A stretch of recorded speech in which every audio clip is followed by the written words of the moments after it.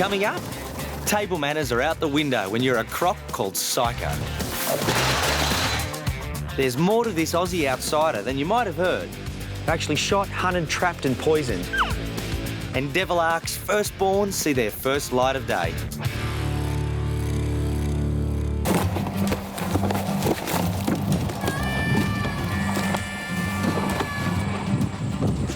I couldn't come to the Northern Territory without a visit to a croc farm. Just about to head out on the round with Nick to feed the crocs. Chicken's on the menu. Good yeah. Depends how good you are throwing them. Chicken chucking. This farm was set up in 1981 to serve the demand for commercially viable, sustainable croc products, including meat, skins, and of course, tourism. It's a series of billabongs and croc pens planted with native trees. But it's more than just a farm. There are nature reserves that would be jealous of the fauna this place attracts. The farm is now home to over 50,000 crocs. They've got hatchlings a few centimetres long to some serious big fellas like this one. You've already seen me feeding Elvis at the reptile park, but take a look at Nick. This man is a gun.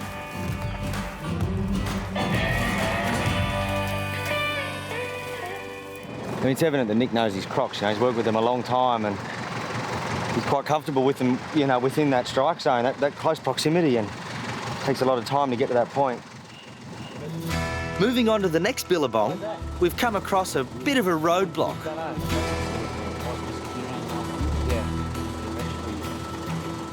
These guys are known to be wild. You know, buffalo attack people, cars. You know, they're a competition for a croc. And Nick's going to walk up and pat him on the head. Bully, bully. They're going bully, bully. Bully, bully. It's pretty awesome. Water buffalo are notoriously moody. And just look at those horns. You wouldn't get me out there trying that. He's in a good mood today.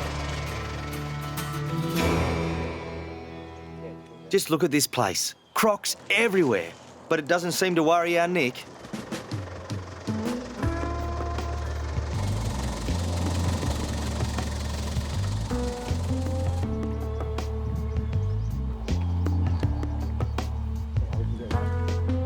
Time for some, as Nick puts it, chicken chucking.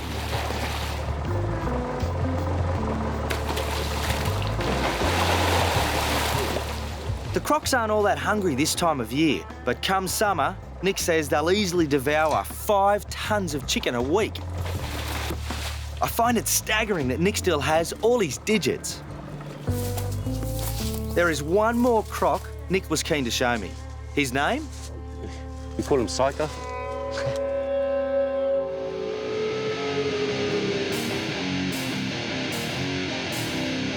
This is Psycho.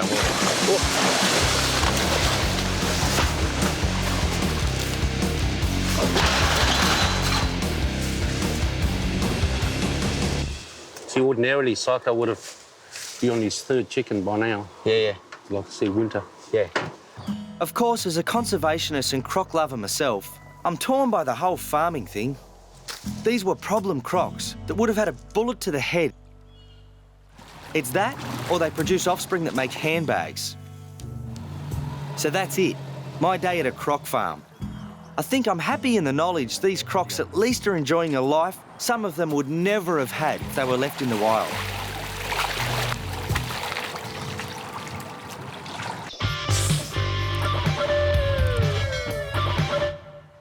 A little while ago, I showed you the deadly cane toad. It's wreaking havoc amongst our Indigenous predators all across northern Australia. Cane toads are deadly poisonous, especially to unknowing predators like the king brown. Hey, king brown. Oh, can you take these? Yeah, mate. Oh, look at that. Look at the size of it. This is a good find. I mean, look at this beauty. We're in an area riddled with toads, cane toads. King browns have suffered a lot with toads, and to find a breeding snake like this, a mature adult snake, just a special find. These guys, big snakes, and they eat almost anything. Amphibians, reptiles, mammals, birds. You see the coloration. Not so much on the belly, but on the back, a light tanny brown. I mean, look at this environment where we found it. It's exactly the same colour, so to cruise through that, almost undetectable, because a small king brown, good prey for a black kite or a bird of prey. And these guys are Australia's largest venomous snake. And with a head like that, big venom glands, they put so much venom into a bite. You do not want to get bitten by one of these guys. Time for this beauty to go off on his merry way, and hopefully he won't eat a cane toad for dinner. That's a girl. Settle down. What a snake. Look at that.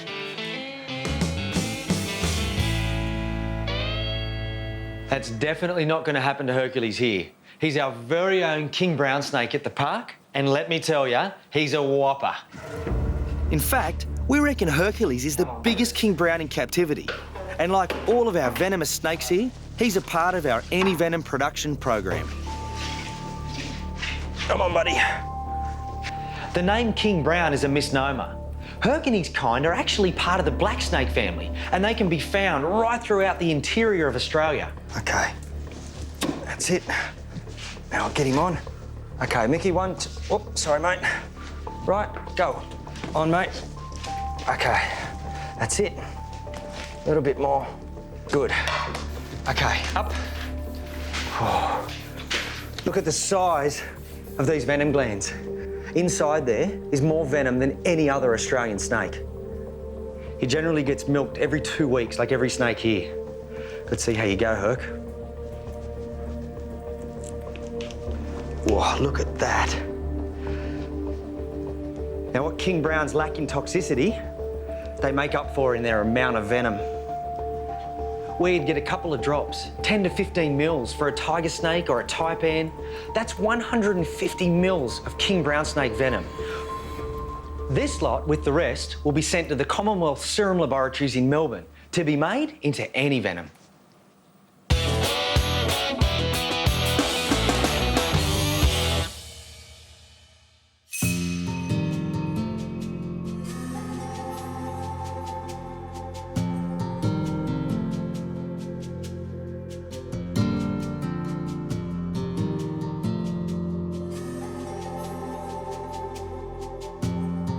Take a look at these two. They might not be the Aussie icon in the same way as the kangaroo or koala, but to me, they're just as important. Dingoes play a critical role in the Australian environment, especially in today's age. Pigs, and cats, and feral pests are responsible for a whole raft of Australian extinctions. And the story goes, wherever you have a dingo, you don't have a fox or the cat. Dan and Daisy here are 10 weeks old. They were bred in captivity and will act as ambassadors for their species. Come on. Now, they get a bad rap in the environment and often actually shot, hunted, trapped and poisoned. But times are changing and people's opinions are changing. We're starting to realise that we need dingoes. They represent one of the only natural ways to control feral pests in Australian environments. Scientific studies suggest dingoes were brought to Australia by Aborigines some 5,000 years ago. Now, throughout their time in Australia, they were close companions of the Aborigines. They were used for warmth at night and hunting. That would be a surprise to many, as dingoes are nearly always portrayed as untrainable. Get one away from the litter before 10 weeks, though, and it'll prove to be a loyal, if a little aloof, pet. While dingoes might look like domesticated dogs, they're very different. And they've got some adaptations that make them superior for hunting. Eyes on the front of the head, ears that are always erect, listening for sound, and feet that can rotate at the ankles. But it's the periodic contact with humans that always makes the headlines. Dingoes are generally shy, quiet, timid, and they avoid human contact at all times. A dangerous recipe is dingoes in high tourist areas. People decide to feed them, dingoes become reliant upon that as a food source, and then if it dries up, they're prone to attack people. There's a simple remedy. Don't leave food out. Dingoes only breed once a year. They breed in winter, and that means their pups emerge in spring when there's an abundance of clumsy animals to hunt. Nature's timed that magnificently.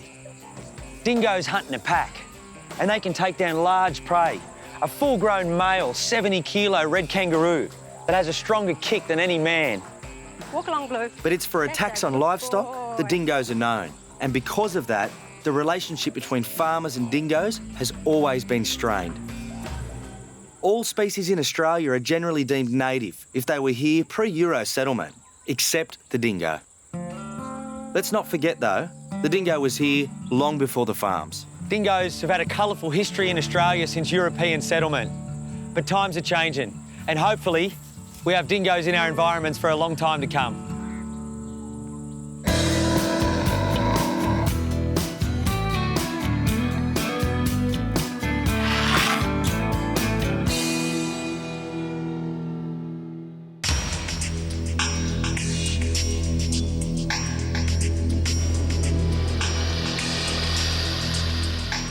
Put my hands down and this massive alligator just came up and went whack. I was actually bitten on the hand by a big Burmese python while training a volunteer. Dingo bite there. Got bitten by a Tasmanian devil. Bites and scratches are all part of a keeper's job here at the Australian Reptile Park. And of course, I've got heaps of scars as well. But the problem is, the medications we receive are generic, suitable for dogs and cats, not really for what we need. So today, we're here to fix that. Our doctor tells me they need to tailor specific treatments to different animal bites, depending on the bacteria in the animal's mouth. Get out of the way, mate. So me and Obi have got cracking on swabbing the mouths of some real feisty characters. That's good, there's a good bit of slobber. Right, well, in here is a scrub python. This is the world's third largest snake, Australia's largest python and snake. Its bite's not poisonous, but it does have bacteria in its mouth and its teeth are like razors. So when it bites into you, they penetrate the skin and bacteria can actually be pushed in. There we go. Yeah. Oh, yeah. I'm locked, mate. Very strong, you know. These guys, you think it's just raw muscle. Yep, that's good. All right. Now, Obi's going to try and swap the top. You're right, mate. You're right. Go backwards on it. Look at them teeth. Obes, get that coil.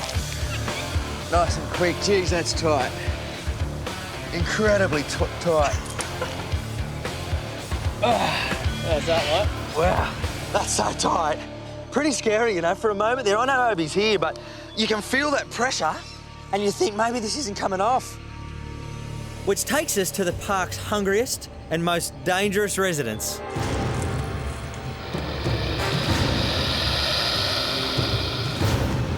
Hey. Got him. They're just powerful, these guys, so we'll use the tree. That's what we want. We want that bacteria. Now, these guys can live in feisty swamps and have dirty bacteria in their mouth, but they're a little different because it's the bite. You imagine the crush from these guys, a ton in those jaws of crushing pressure, just incredible.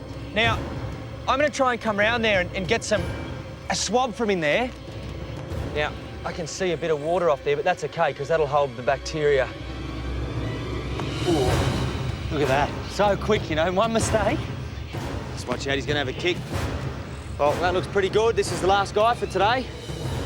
Thanks, mate. We're not going to push our luck any longer with a gator that size. We'll let him go, so I can get these swabs to some blokes who can run a few tests. I'm here at Gosford Hospital to meet my mate Steve Cameron, the emergency specialist. G'day, mate. G'day, Tim. How you going? Yeah, good, thank you. Here they are. There's some good swabs in here. That's a big scrub python. That snake's about 5 metres. Perfect. Give me a bit of a, for a minute there, and yeah. And a 4 metre long alligator. Who took that one? Oh, well, a few of us, because we had to get the rope on him and just get him up, and it was a bit of an effort, but... Rather you than me. What happens now? I'll send these to the laboratory. Yeah. It'll take about a week to get the results back. Yep. What we're going to do is put them on a plate of jelly. Yep. Put them in the oven, and if there's any nasty bugs, we'll grow them over the next week. And as far as I know, no one's ever done this before, so okay. you're at the cutting edge. Well, that's good. Thanks, mate. Thanks, See you soon. See you next time. Bye. Bye. And of course, none of us like to get bitten or scratched. And hopefully soon we can have some tailor-made treatments. Isn't that right, Chucky? There's one right there. Hey.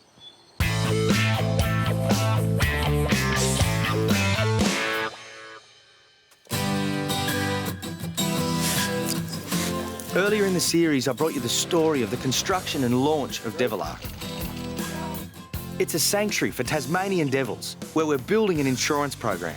Its success will be proven once the indigenous devils in Tasmania succumb to the cancerous tumours that have spread right across the population. We want our guys to one day be released with all the behaviours of a devil born in the wild.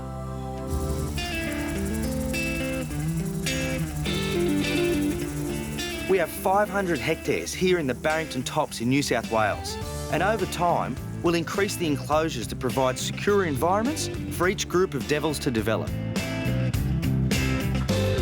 These are our devil traps, and the purpose of them is for us to be able to monitor the devils within the yard. And when we need to do things like treat the devils for worms or any external parasites, like if there were ticks or anything like that, we trap them, and we do this quarterly. So these devils here are, in the wild, they would have left mum about 2 months ago. So that's the same thing we mirrored in captivity.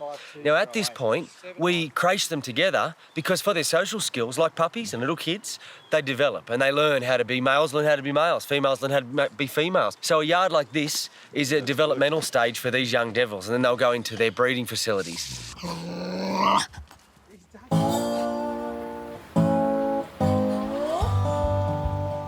Winter hits hard here, but the work goes on, providing care for the devils come rain, wind, hail or snow.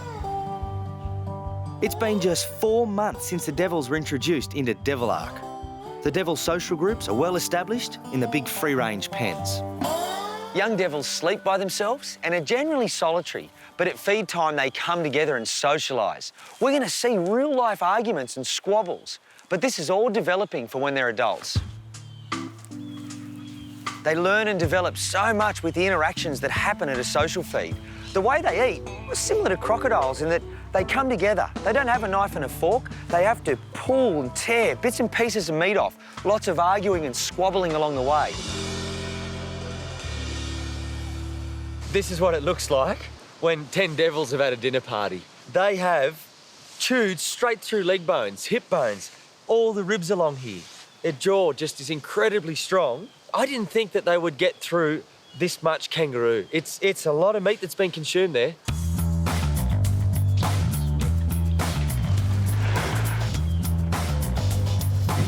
A few months later, and I'm back to see the fruits of our labour and the outcome of breeding. It's the middle of winter. It is freezing. It's -2. It's very early morning. There's ice everywhere. And overnight, we've trapped a yard of devils. We'll parasitic treat the males, but for the females, more importantly, this is our first pouch check. We're expecting to find joeys between the age of 30 and 100 days. That's the difference between something that looks like a pink jelly bean to the size of a miniature devil. The pouch is good and developed. You can see that. That's all. Definite. There's three joeys. Ah, good. Good work, boys. Yeah, I see it. Yeah, little head there. This is the best result we could ever have imagined. That's the first female in the first yard we've checked. Our husbandry techniques and procedures work, and we all feel great. That joey was at a size of development that's perfect. It means we're achieving our aims and the results are amazing.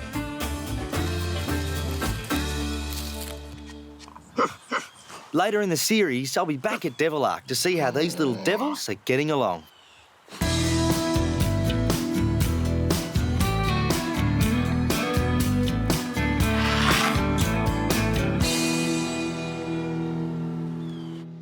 Okay, well, it's all part of the job. And today, I've got some routine maintenance here at the Australian Reptile Park. I've got to get in there and fix that pool. It's got a leak. Problem is, it's not my pool. It's his, our old mate Elvis. Come on, one more. Listen to that. Bone crushes. You can just hear that bone crush. Come on, mate, snap it off. In a moment of madness, I volunteered to go and do some hasty repairs and get out quick smart.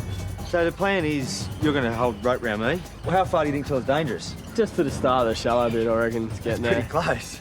What do you think's the dangerous bit? Is he going to swim back around quick or come over? If he pushes past us, we've got to try and get him under control as quick as we can and get you out of the water pretty quickly. Yeah, and look, he's coming up now. Let's do it. It's pretty serious in here too. This guy potentially is a true man-eater.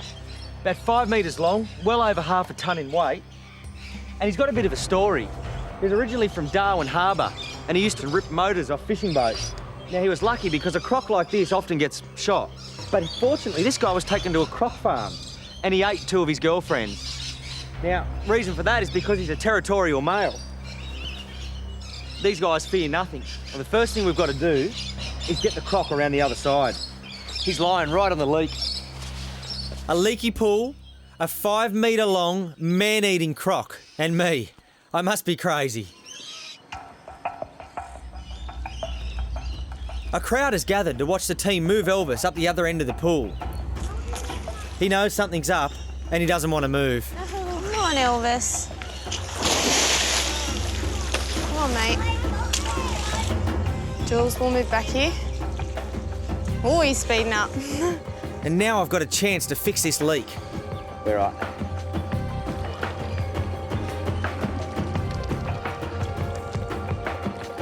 Right, are we all good, Liz? We're great from this side.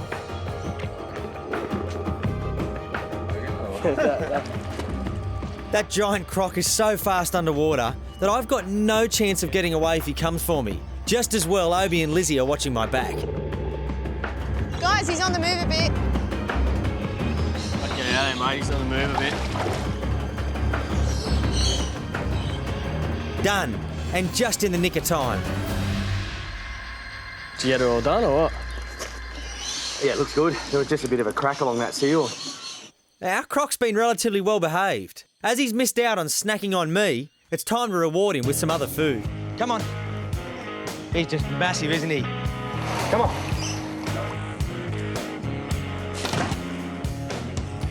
Now, they're much slower to come forward. The danger zone is to the side, so I'm going to keep that food in front of his nose. Look at that. Come on. Up you come. Good fella.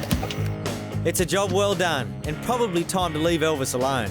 That's more than enough excitement for one day for both him and me.